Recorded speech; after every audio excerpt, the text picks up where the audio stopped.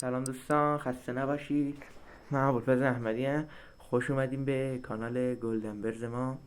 امروز میخوایم 4 تا از خوراکی ها، 4 تا از میوه ها، کلا اونایی که برای پرنده ها ممنوع خب ما خوردنشو، باعث مشکلات میشه و حتی باعث مرگ توتیسان ها میشه رو بگیم. خوشحال میشم قبل اینکه ویدیو رو شروع کنیم چنلمون رو سابسکرایب کنید که هر موقع کلیپی میذاریم، ویدیویی میذاریم، از اون با خبر بشیم. خب بزن بریم. اولین میوه‌ای که مثلا ضرر داره برای پرنده ها، آووکادو. آووکادو به خاطر یه ماده داره به نام پرسین. این ماده پرسین باعث میشه که پرنده پاش بی‌حس بشه، مثلا رو چوب نشسته از چوب بیفته پایین، بی‌حسی بهش دست بده، یا مثلا تنگی نفس شدید میشه. آووکادو حتی مثلا چوبی که روی درختم براش ضرر داره برای پرنده ها. چوبش هم ضرر داره، فکر نکنید فقط میوهش ضرر داره. یکی دیگهش هم بادمجونه. بادمجون ماده‌ای به نام سولانین داره، اگه اشتباه نگفته باشم ماده‌ای به نام سولانین داره. این ماده سولانین علائم مثل اسهال داره، اسهال و آبکی شدن مطبوع، این علائم رو داره. دومیش هم شکلات هم خب از شیر درست میشه دیگه. یه شیر هم ماده به نام لاکتوز داره. خب کلا گاهی شیر برای پرنده‌های زینتی خیلی ضرر داره. شکلات هم که از شیر و از لاکتوز تشکیل میشه شیر. بعد تو شکلات ماده به نام توپرومین اگه اشتباه نگفته باشم این توپرومین وجود داره که این توپرومین هم مثل کافئین میمونه. اگه توتی اونم مصرف کنه واسه پرخاشگری عصبانیتش میشه.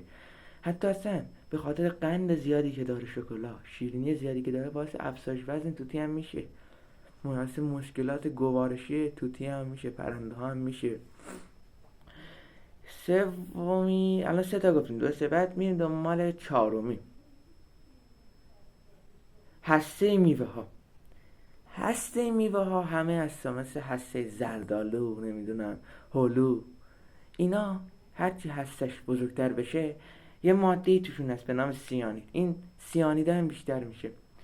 سیانید تو همه میوه هایی که اصلا هسته دارن هستش، مثل گیلاس. موقعی که میخوایم این میوه رو مصرف کنیم باید هسته‌اشو در بیاریم به برنده بدیم، چون اینا یه ماده های وجود داره به نام سیانید. بسیار ضرر داره برای پرنده، بسیار ضرر. نکته ای که اینجا هست، ضررش انقدر زیاده که بعضی وقتا باعث مرگ توتیسانا میشه. به خاطر این باید از دادن هسته میوه ها هم جلوگیری کنیم. چند تا از میوه ها هم که میتونیم بهش بگیم مثلا توی سبزیجات هم قرار میگیرن، سیر و پیاز، اینا هم باید از مصرف اینا هم خودداری کنیم. برای مثلا چند وقت پیش یکی از اقوام ما یه پرنده گرفته بود.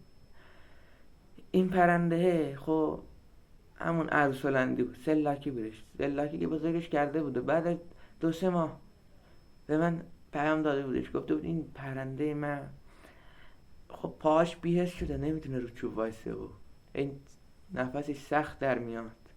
من خودم اول نمیدونستم چی، گفتم ببر پیش دامپزشک و اینا.